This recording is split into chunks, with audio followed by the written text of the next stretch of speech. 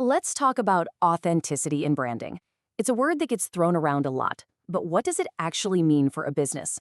We're going to break down the core ideas from Re Perez's book on the power of authentic branding.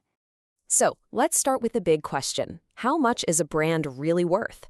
You might be surprised to learn that its value has a direct, measurable impact on what people are willing to pay. It all starts with perception. Okay, let me ask you something. Imagine a simple pair of 18-karat gold earrings. Just the earrings, nothing else. How much do you think they're worth? Got a number in your head? Well, check this out. A study from the Kellogg School of Management took that exact same pair of earrings and just changed one thing, the little blue box they came in. When they were unbranded, people figured they were worth about $550. But put them in a Tiffany & Co. box, that price jumped 60% to $873. And in a Walmart box, it plummeted 85% down to just $81. The earrings never changed, only the brand did. That shows you just how powerful this stuff is. So we've seen how much a brand can affect price. But what is a brand, really? And what does it mean to have an authentic one? Now, the book's title, Your Brand Should Be Gay, is a metaphor. It's not about sexuality. It's about being so unapologetically and authentically yourself that you just don't care about pleasing everyone. It's about knowing who you are and being totally okay with the fact that some people just won't get it. You know, there's this great quote from Jeff Bezos that just nails it. He said, "Your brand is what other people say about you when you're not in the room. It's not what you say it is, it's what they say it is. It's their perception." And the book makes this really crucial distinction between brand and branding. Your brand is that perception, the thing that lives in your audience's head. Branding, on the other hand, is all the stuff you do, the actions you take to try and shape that perception. Okay, so how can you tell if your brand is feeling a little, well, inauthentic? There are a few common red flags. Let's look at some real-world examples. First up, the name itself. Is your company's name actually misleading people? Because if it is, you're starting off on the wrong foot. For instance, there was a company called Massage America. Sounds huge, right? Like they're all over the country? But nope, they had one single location in Manhattan.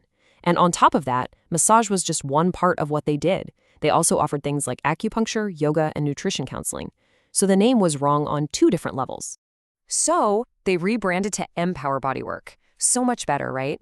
Empower hints at the benefit you get, while Bodywork is way more accurate and inclusive of all their services. It just fits. All right, red flag number 2. Is your message totally irrelevant?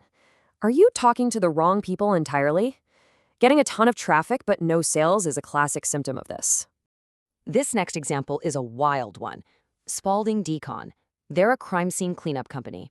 Their first website was filled with really graphic, gory images. And sure, it got a lot of traffic. But from who? Mostly late-night lurkers who were curious. Their actual paying customers, insurance companies, property managers, were totally turned off by it.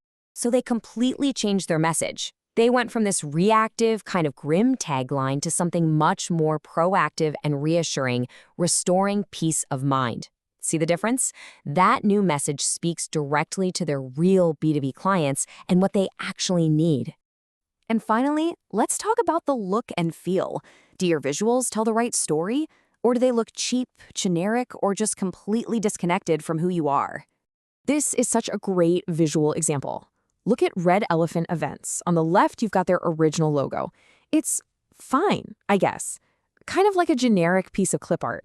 But on the right, that's the rebrand. It's sophisticated, it's memorable, and it's actually rooted in the founder's personal story about how elephants never forget. It tells a story. So we've seen the problems, we've seen what not to do. So how do you actually go about building an authentic brand from the ground up? Well, according to the book, it boils down to 3 foundational pillars. First, you've got to find an authentic name that actually matches what you do. Second, you have to define your authentic purpose, your why. Why do you even exist beyond making a profit? And third, you need to craft an authentic message that resonates with the right audience, not just anyone. When you put all of these pieces together, it leads to a really crucial final insight. And it's this: you have to stop thinking of branding as just another business cost. It's not. It is an investment, a revenue-generating investment. An authentic brand builds trust, it allows you to command higher prices, and it acts like a magnet for the exact kind of customers you want to work with. Which brings us full circle, right back to that Jeff Bezos quote.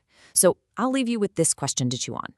If your brand isn't in the room, what are people really saying about it? Because you can be sure they're saying something. The only question is whether you're shaping that conversation.